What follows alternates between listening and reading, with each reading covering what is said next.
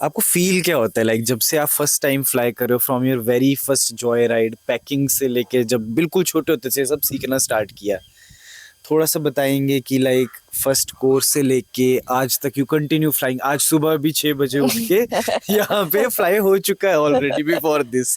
तो लाइक क्या फील क्या होता है, like what is that feeling कि यू आर इन दिस, कोई चीज आपको कैरी करती है एक चीज के लिए।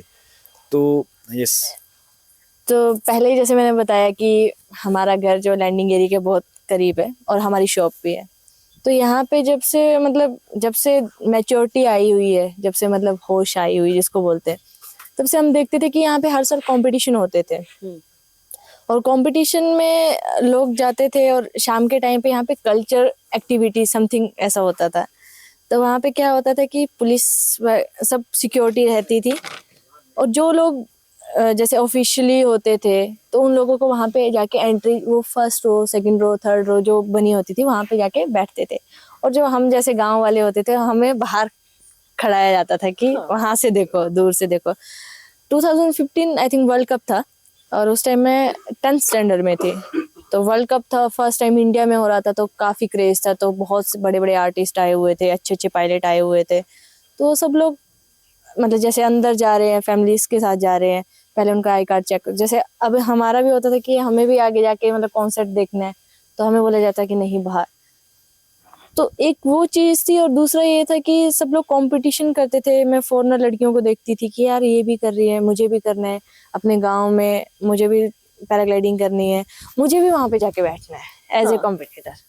कि जैसे हमें पहले बोला जाता था कि बाहर जाके बैठो, तो वो मुझे चेंज करना था कि नहीं, मुझे भी वहां पे बैठना है, मैं भी इसके हकदार हूँ।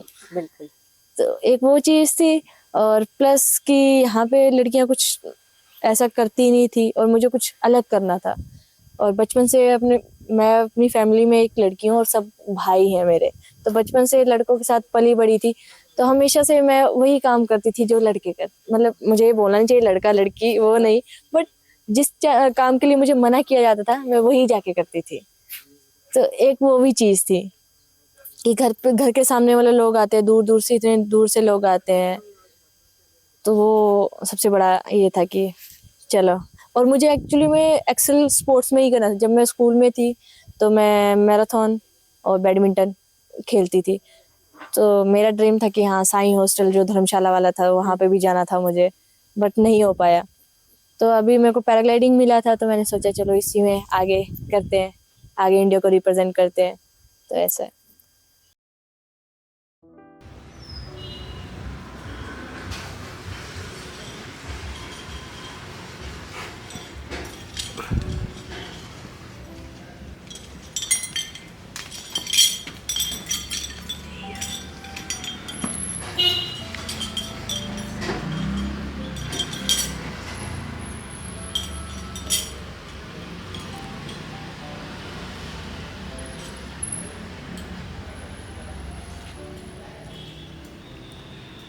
तो एक्यूरेसी में 12 राउंड होते हैं, मैक्सिमम 12 राउंड होते हैं। तो उसमें आपको एक मिनिमम स्कोर चाहिए। जैसे पहले हम स्कूल में जाते थे ना, हमें 100 मार्क्स चाहिए, अभी एक्यूरेसी में हमें 0 मार्क्स चाहिए। मतलब उसमें कुछ होते हैं कि कुछ तो ऐसा स्पोर्ट है जहाँ पे 0 की वैल्यू बहुत ज्यादा है। राइट।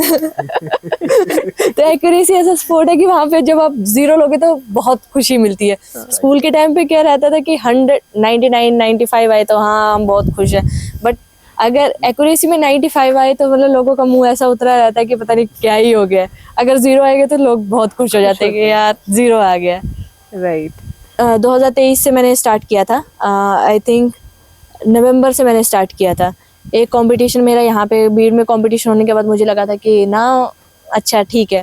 फिर उसके बाद एक कंपटीशन धर्मशाला में था, तो वहाँ पे ओवर थिंकिंग की वजह से वहाँ से मैं फर्स्ट पोजीशन से सेकंड से थर्ड से फोर्थ में गई थी। तो उसके बाद में मेरा बहुत डाउनफॉल चला कि यार नहीं, मैं एक कंपटीशन जीत बोलते हैं ना कि अगर आप पहले ही जीत जाओ ना तो वो जीत वाले उसके बाद एक हार भी आपको हरा देती है। बिल्कुल। तो मेरे साथ भी वही हुआ था कि पहला कंपटीशन, लाइफ का पहला कंपटीशन था, उसमें मेरा पहली पोजीशन थी और दूसरे कंपटीशन में मेरा 4th पोजीशन आई। तो उस दिन में बहुत वो हुई, तो फिर मैंने डिसाइड किया कि नहीं यार मुझे कंपटीशन मतलब प्रैक्टिस करनी है। उसके बाद मैंने प्रैक्टिस स्टार्ट किया। दिसंबर में मैं महाराष्ट्र चली गई थी। उसके बाद मैंने अपने भाई को बोला कि मुझे ये कंपटीशन में आगे ये चाहिए, इक्विपमेंट चाहिए। तो मेरे भाई ने मेरे को सपोर्ट किया, जो मेरे कज़न भाई हैं जो मर्चेंट नेवी में हैं उन्होंने। तो अभी तक घर में पता ही नहीं है कि मैंने उन्होंने मुझे मतलब फंडिंग दिया हुआ है। तो हमने पहला सर के साथ बैठ के डिसाइड किया कि कौन सा विंग लेना है। तो दिसंबर में मेरा जो ग्लाइडर उसका ऑर्डर प्लेस हुआ, फिर जनवरी में मेरा ग्लाइडर आया, फिर मैंने स्टार्ट किया प्रैक्टिस करना। फिर मैंने मार्च अप्रैल तक मैंने प्रैक्टिस किया और उसके बाद जून में मेरा पहला कंपटीशन था कजाकिस्तान में एक्यूरेसी का, आउट ऑफ इंडिया। तो विजय सर पहले से मेरे को सिखाते रहते थे कि अलीशा खुद को अभी नीचे समझो, क्योंकि दुनिया बहुत बड़ी है। तो मुझे लग रहा था कि सर पता नहीं क्या ही बोल रहे हैं। तो सर ने मेरे को मोटिवेट किया कि चलो जाओ अभी बाहर दे के आओ कंपटीशन क्या होता है, एक्यूरेसी का रियल कंपटीशन क्या होता है, अभी तुझे समझ नहीं आएगा, इंडिया के अंदर इतना है ही नहीं है, क्रेज़ है ही नहीं अभी तक। तो फर्स्ट टाइम जब मैं कजाकिस्तान गई 2024 में, तो वहाँ पे 4 कंपटीशन थे, उसमें इंक्लूड वर्ल्ड कप भी था। तो इंडिया से I am the first girl और पहली लड़की जिसने वर्ल्ड कप में इंडिया को रिप्रेजेंट किया था। तो वहाँ पे पहले 2 कंपटीशन तो ठीक चल रहे थे, उसमें 2 मेडल आ गए। उसके बाद वर्ल्ड कप में मेरा नॉकआउट सिस्टम, जैसे वर्ल्ड कप क्या होता है कि जैसे जितने बड़े कंपटीशन आ जाएगा तो नॉकआउट सिस्टम चलता है। 12 राउंड होंगे, पहले टॉप 80 6 राउंड तक सब लोग उड़ेंगे। उसके बाद 6 राउंड के बाद जिसके कम स्कोर रहेंगे उनको उठाया जाता है और जो ज़्यादा स्कोर वाले उनको नॉकआउट किया जाता है। और वो मेरे लिए पहली बार था और मैं ऐसे देख रही हूँ, मैंने कहा यार ये क्या कर रहे हैं, मुझे बाहर उड़ने क्यों नहीं दिया जा रहा है। फिर बाद में मुझे समझ आया कि नॉकआउट सिस्टम भी होता है, जो मुझे पता ही नहीं था। फिर वो मुझे वहाँ पे जाके पता लगा। फिर वहाँ से आने के बाद मैंने लोगों को देखा कि यार वहाँ पे एथलीट कैसे अपने आप को मेंटेन करते हैं और हम क्या करते हैं। तो वो डिफरेंस मुझे समझ आया। फिर जब मैं घर वापस आई, फिर उसके बाद मेरे लिए अगला टारगेट ये था कि नेक्स्ट ईयर मुझे जाना है, वहाँ पे अच्छा कॉम्पीट करना है। और वहाँ से मैं कुछ लोगों से देख के स्किल भी सीख के आई थी। फिर मैंने वो प्रैक्टिस किया वहाँ वापस इंडिया में आके महाराष्ट्र में। फिर रिसेंटली इस साल 2025 में मैं केरला में पहला जो टॉप लैंडिंग एक्यूरेसी जो इंडिया में हुआ है, वर्ल्ड में अभी तक कहीं हुआ ही नहीं था टॉप लैंडिंग एक्यूरेसी, मतलब कि जहाँ से उड़ना है वहीं पे लैंडिंग करना है। तो केरला में हुआ था, कैटेगरी 2 इवेंट था। तो मेरा लाइफ का पहला 0-0, वहाँ पे मेरे इंस्ट्रक्टर भी थे, उन्हीं के सामने मेरा पहला 0-0 आया। तो आई एम हैप्पी कि नहीं मैं कुछ अचीव कर रही हूँ, धीरे धीरे स्लोली मैं जा रही हूँ उस लेवल पे। मार्च में वो ख़त्म करके फिर मेरा नेक्स्ट था कजाकिस्तान का। तो अप्रैल में मेरा जाने का टाइम था। तो उस टाइम मैंने हमारा सब कुछ हो चुका था, टिकट हो चुकी थी, बुकिंग हो चुकी थी। बट उस टाइम पहलगाम का अटैक हुआ तो मेरी फ़्लाइट कैंसिल हो गई थी। फिर मुझे फिर से अगेन फ़्लाइट बुक करनी पड़ी, पर डायरेक्ट फ़्लाइट बहुत कॉस्टली थी और अभी तक कोई स्पॉन्सर नहीं है, खुद से कर रहे हैं, अभी तक सीख रहे हैं। तो एक फ़्लाइट मैंने बुक किया, तो यहाँ से पहले दिल्ली से शारजा में 12 घंटे या 14 घंटे का ले ओवर था। वहाँ से फिर नेक्स्ट फ़्लाइट मैंने पकड़ी कजाकिस्तान के लिए। मैं वहाँ पे अकेली पहुँची। फिर उसी दिन सुबह मैं पहुँची अराउंड 5 बजे और उसी दिन से कंपटीशन चालू था। तो बिना रेस्ट किए हुए वहाँ पे पहुँचे।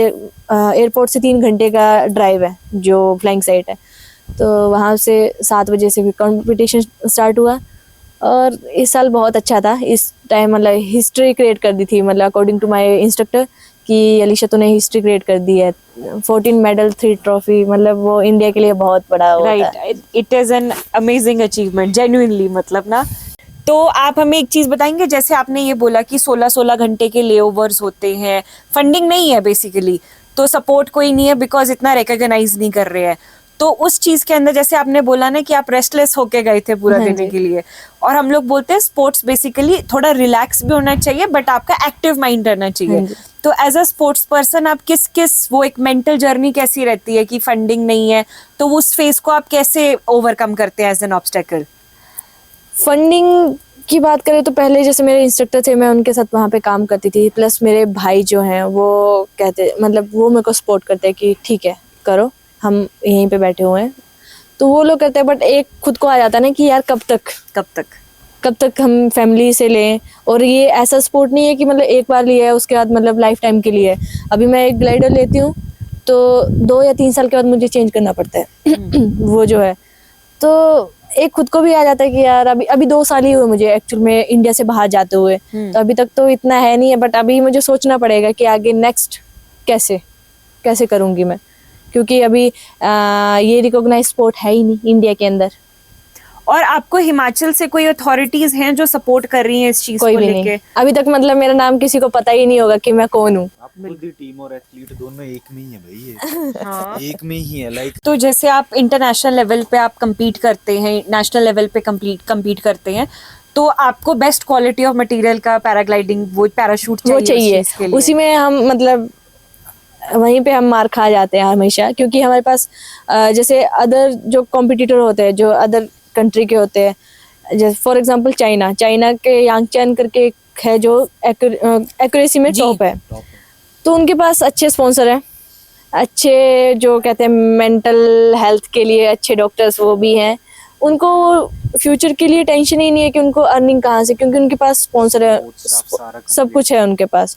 और जैसे जब कंपटीशन आते हैं तो उनके पास इक्विपमेंट भी अच्छे होते हैं, उनके पास मतलब जो न्यू टेक्नोलॉजी के आते हैं वो उसी टाइम उनके पास होते हैं। हम लोग जब पहुंचते हैं उस न्यू टेक्नोलॉजी के पास पहुंचते तब तक एक और नई अपग्रेड आ जाता है, तो हम वहाँ पे लैग हो जाता है। राइट।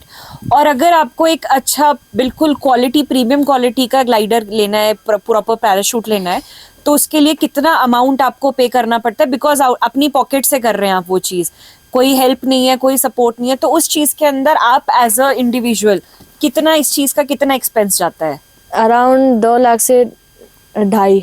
और ये आप कितनी बार चेंज करते हो एक साल में? 2 साल में चेंज करना पड़ता है हमें। 2 साल में? हाँ हाँ, ठीक है।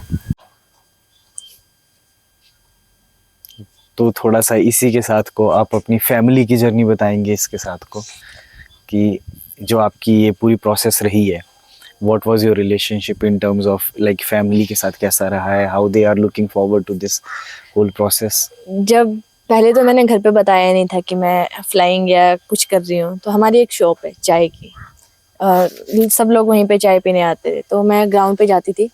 तो जैसे मैं काइटिंग वगैरह करती थी तो एक अंकल आए हुए थे समथिंग कहीं पंजाब से, तो उन्होंने देखा कि मैं फ्लाइंग कर रही थी, तो वो दुकान पे जाते हैं और मेरे नाना से कहते हैं कि आपकी जो बेटी है वो बहुत अच्छा कर रही है फ्लाइंग। उसको देख के मैं बहुत इंस्पायर हो गया और मैं भी सीखूंगा पैराग्लाइडिंग। और घर पे थोड़ा सा वो हो गया कौन, और जैसे मैं घर पहुंचती हूँ तो उन्होंने कहा कि क्या चला हुआ है, मैंने कहा कुछ भी नहीं चला हुआ है, फ्लाइंग करने के लिए गई थी। मैंने कहा हाँ, कब से स्टार्ट? तो मैंने बताया कि ऐसे मैंने स्टार्ट कर दिया है। तो कहा कि नहीं ये अच्छा नहीं है, मत कर, कुछ और देख, ये स्पोर्ट्स में कुछ होगा ही नहीं आगे। क्योंकि मतलब हमारी फैमिली में किसी को पता नहीं था कि इसमें जो कंपटीशन भी होते हैं, क्योंकि बेसिकली गांव वाले हम लोग यही देखते थे कि टैंडम पायलट बनेंगे, अर्निंग का ही देखेंगे। तो मेरी फैमिली को वो पता ही नहीं था कि इसमें भी करियर है, कुछ है, और लड़कियां बहुत कम है, और गांव में लड़कियों के लिए नॉट ईजी। मतलब मैं सिंपैथी गेन नहीं कर रही हूँ कि मैं लड़की हूँ ब्ला ब्ला, बट जो ट्रुथ है वो है ही। कंपेयर टू साउथ वहाँ पे थोड़ा फ्रीडम है लड़कियों का, बट नॉर्थ में आपको लिमिटेड टाइम दिया जाता है, इतना टाइम है, इतने टाइम तक जो भी करना है वो करो, उसके बाद वापस आओ घर। तो उस टाइम में मेरे लिए इजी नहीं था। फिर उसके बाद आपको पता ही है बाहर माहौल की, आपकी लड़की क्या कर रही है, लड़कों के साथ घूम रही है और ये अच्छा नहीं है, कुछ और करवाओ।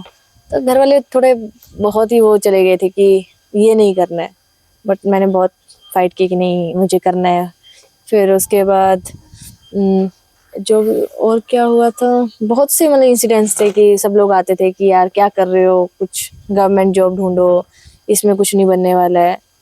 तो मैंने कहा ठीक है। फिर मैं इन्फ्लुएंस भी हो चुकी थी कि ठीक है मैं छोड़ रही हूँ, मुझे नहीं करना है। फिर उस टाइम जो मेरे जिन्होंने मुझे कंपटीशन पायलट बनाया है, बीजे सोनी, उनसे मैं 2022 में मिली, तो उन्होंने मुझे बहुत मोटिवेट किया। तो उसकी वजह से मैंने उनके मतलब ट्रस्ट किया कि ठीक है चलो एक बार करके देखते हैं। तो मैंने पहला कंपटीशन जो था मेरे होम टाउन पे था, बीट बिलिंग पे एक्यूरेसी का। तो जो कंपटीशन था उसमें मेरा पहला पोडियम और मेरी लाइफ का पहला कंपटीशन था और पहला पोडियम, तो बहुत बड़ी अचीवमेंट थी मेरे लिए। और उसी टाइम मेरा आर्मी का एग्ज़ाम भी था, तो मुझे डिसाइड करना था कि मुझे कंपटीशन करना है या आर्मी का एग्ज़ाम देना है। तो मैंने कंपटीशन चूज़ किया था। तो उस टाइम घर पे बहुत कि गवर्नमेंट जॉब, ये एग्ज़ाम आया हुआ है, कहाँ पे ये कर रही है, मौज मस्तियाँ कर रही है, थोड़ा सीरियस हो जाए लाइफ में। तो बहुत क्लेश चले हुए थे उस टाइम। बट मैंने ये वाला कंपटीशन मतलब मेरी लाइफ का आई थिंक लकीएस्ट कंपटीशन था वो, कि उसने मेरी लाइफ चेंज कर दी। पहला कंपटीशन था और पहली विक्ट्री थी। उसके बाद घर वाले थोड़े शांत हो गए कि नहीं अच्छा ठीक है।